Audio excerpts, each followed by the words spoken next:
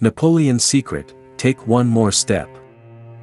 During the Italian campaign of 1796, Napoleon Bonaparte's army, at that time a little-known French general, was surrounded by Austrians in the area of Arcole.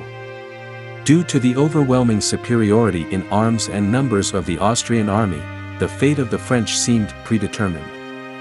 To avoid defeat, Napoleon took a desperate step, to lead the army through the swamps and attack the Austrians from behind. But the swamps turned out to be impassable, not only heavy cannons and horses but also people drowned in the sticky mud.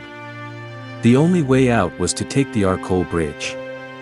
But it was so well defended by cannons and a company of Austrian snipers that not even a mouse could run through it. The first attack ended in failure.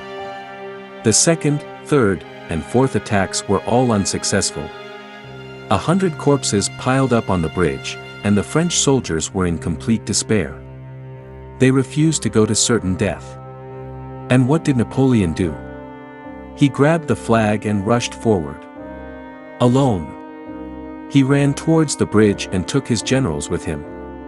Soldiers and the generals emerged from their hiding places, charging into battle with cries of "Hurrah!" It seemed like madness. Death mowed down the rows of running men, but they kept running towards it.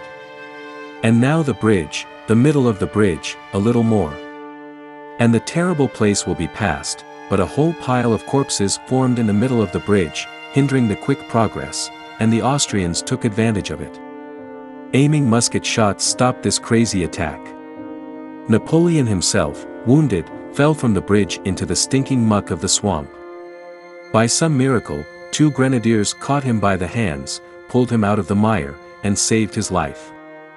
The result of the attack: the bridge was not taken, 50 were killed, and as many were wounded. So was it all in vain? And can the courage of the bravest soldiers in the world change nothing? It certainly can. The commander's deed raised the spirits of the warriors to an unprecedented height. In this 1 hour, the beggarly rabble and band of robbers, as the Austrians called the French army, miraculously transformed into the invincible Macedonian phalanxes of Alexander and the Roman legions of Caesar. That legendary army, which later, according to Napoleon, won battles without cannons, crossed rivers without bridges, made forced marches without boots, camped without vodka, and often without bread. Perhaps Austrian Field Marshal Vinci also sensed this. When he was informed that the French were once again preparing to storm the bridge, he ordered a retreat. Soon after, the Austrians surrendered Arcole, then Caldero, then Mantua, and finally all of Italy to the French. Many years later, someone asked Napoleon if he thought that all his victories would not have been so brilliant and numerous if the heavens had not favored him.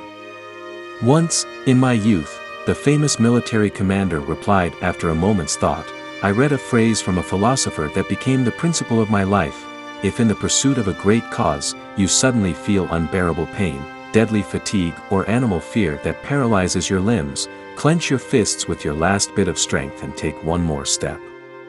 And immediately all the gods will rush to your aid." If this victorious principle were expressed briefly in just 3 words, it would sound like this: never give up. Thanks for watching. Like this video and subscribe to the channel, and never give up.